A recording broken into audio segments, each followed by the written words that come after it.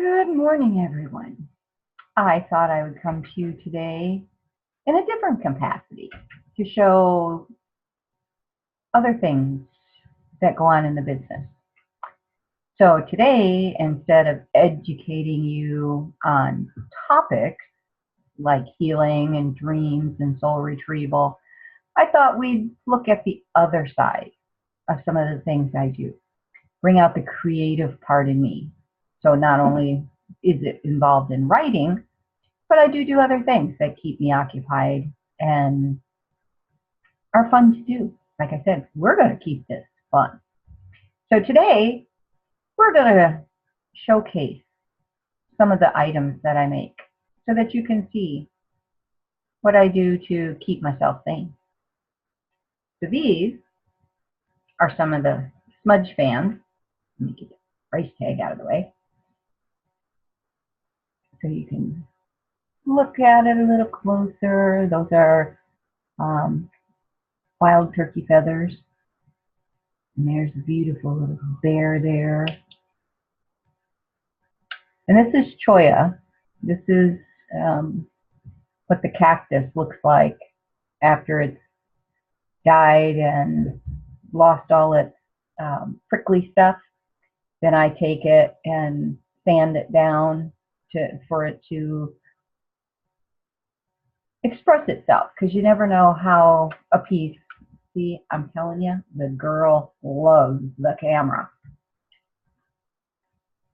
So that's one. And all of them are different.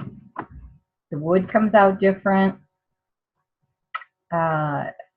It wants to be decorated different. Here's another one that also has the red wild turkey on it. If you excuse me, she's like really annoying. And this one, we just added a little feather here as a decoration. And see if you can see that. Yeah. And just kind of like put some, wrap it into your skin, hold the feathers in.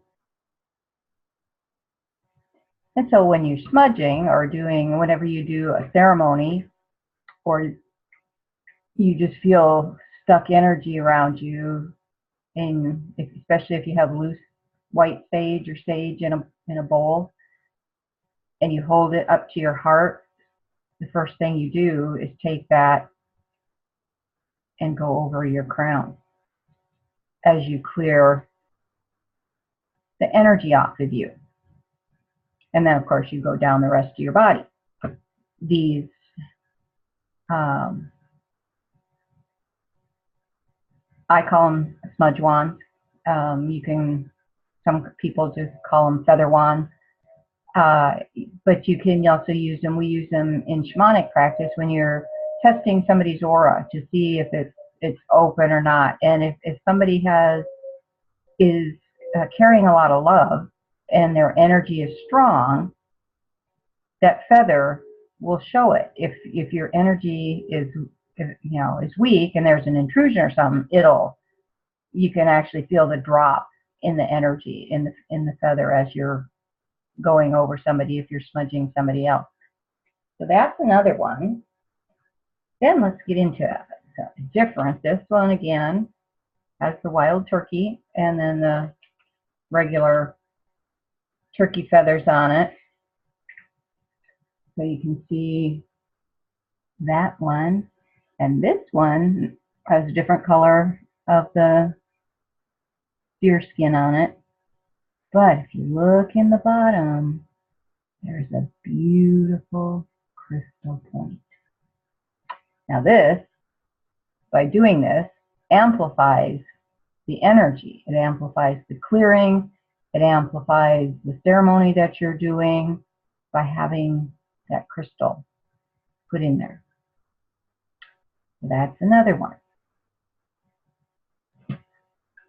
Yeah, they're all different because you just never know what the wood or the cactus wants to look like. There's a two-toned one, feathers, with the wild turkey feathers on it. And this one's just fairly plain. It's got a little bit of a just to give it a little bit of color. But if you turn it around, you see that little crystal hiding in there, again, to amplify the energy of when you're doing the smudging or the clearance. These little tricks you learn if you stick around and watch. This one's a little different. It's just got some pony beads attached to it with some wild, funky turkey feathers. And then just the red. Because as each of these speak to me on what they want to look like, they are also speaking to the person that is going to eventually take them home. So here's another one. And this one has a little bear on it. I don't know if you can see it, but it does have a little bear on it. And this just has the regular colored deerskin. No crystals in this one. Didn't want any. So that's another one. And then here's a little fun one that really wanted a pop of color. So this one we have purple and a purple feather on it. And then also, if you look really close, we got a pink toned crystal bear. This one's a fun one. And of course, as you're smudging yourself with it, it makes noise because the bear clinks against the wood. And again, whenever you have noise, like with a tincture or rattles, it helps break up the stuck negative energy around you. So as you're working, this is going to clink against the wood.